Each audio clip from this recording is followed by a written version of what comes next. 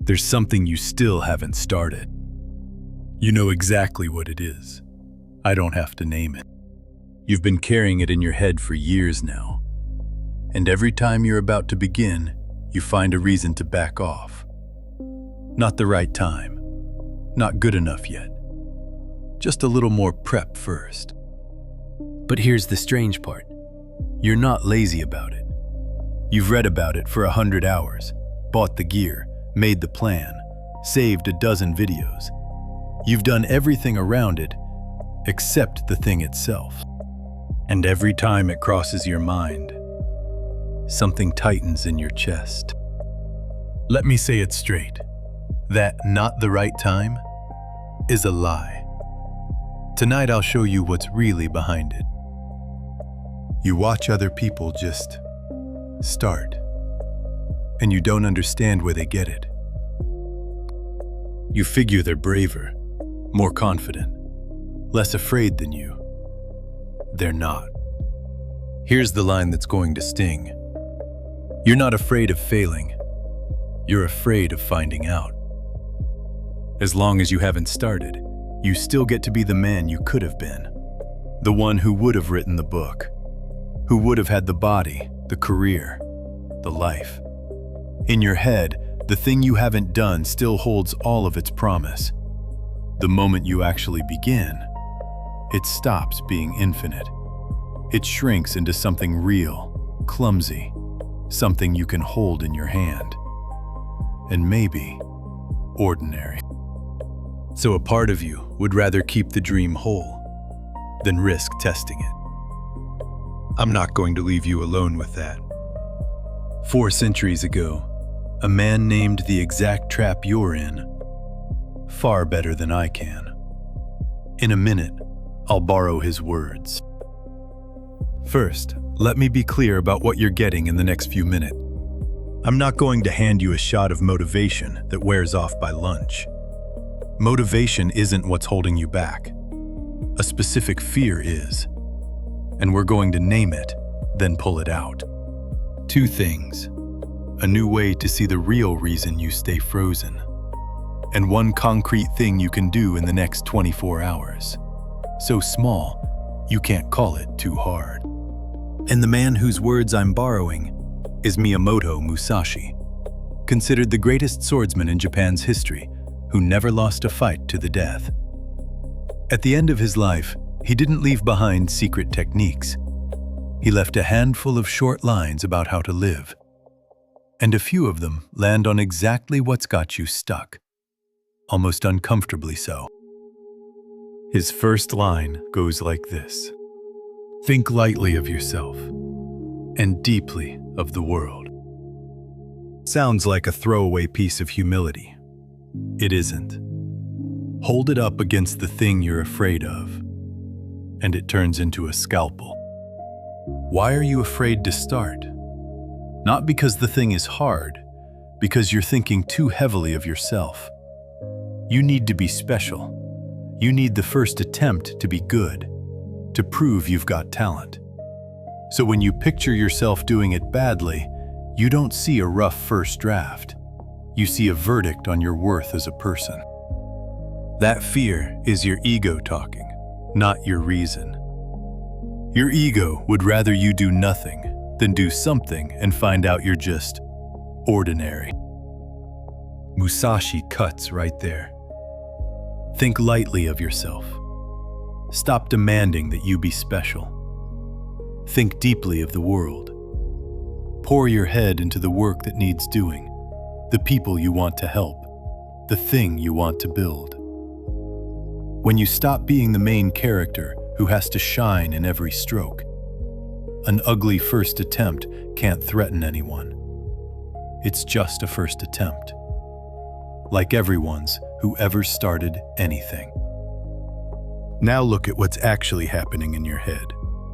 The thing you haven't done lives in there as something infinite.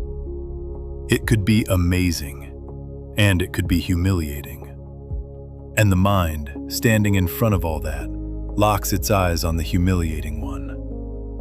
You sit and picture yourself failing so vividly your chest tightens and your stomach turns. as if it's happening right now. You're paying a tax on a disaster that never arrives. The longer you wait, the more you imagine.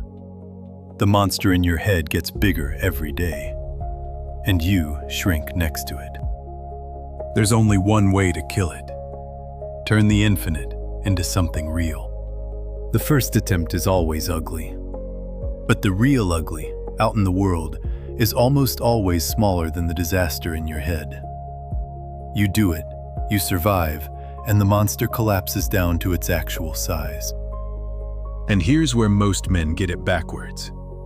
You think you have to feel confident before you can act. Wrong. You act first, then you get evidence, then the evidence breeds confidence.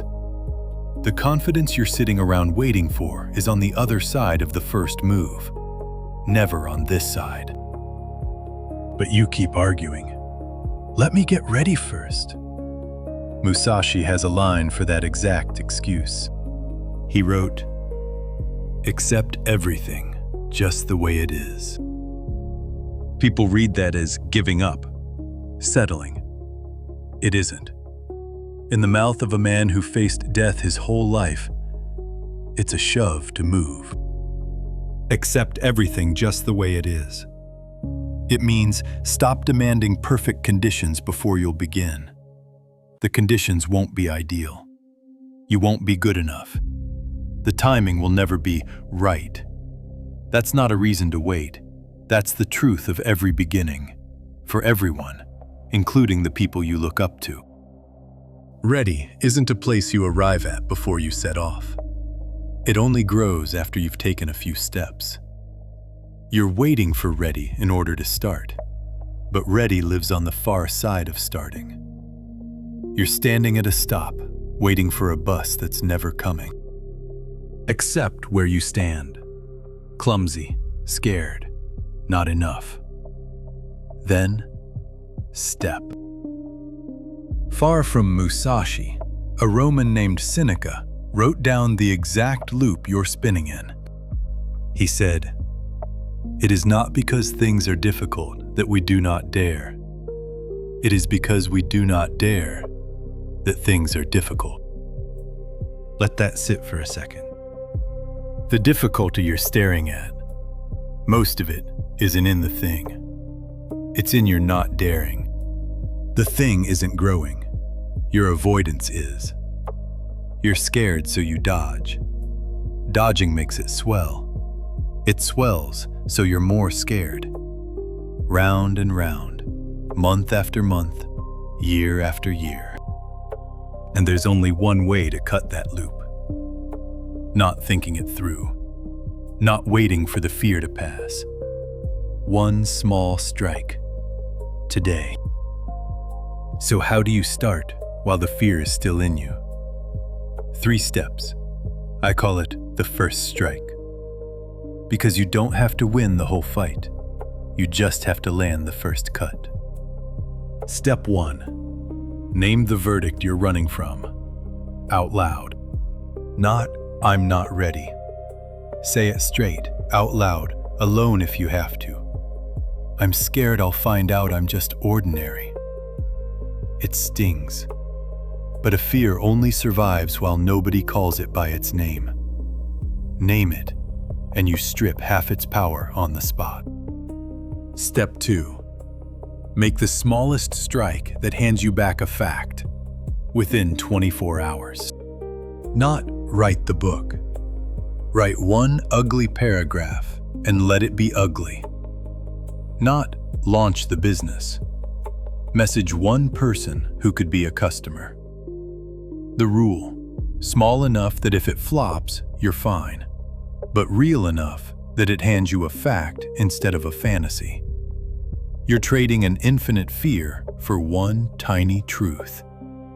Every time, worth it. Step 3. Let it be ugly. This is where most men run.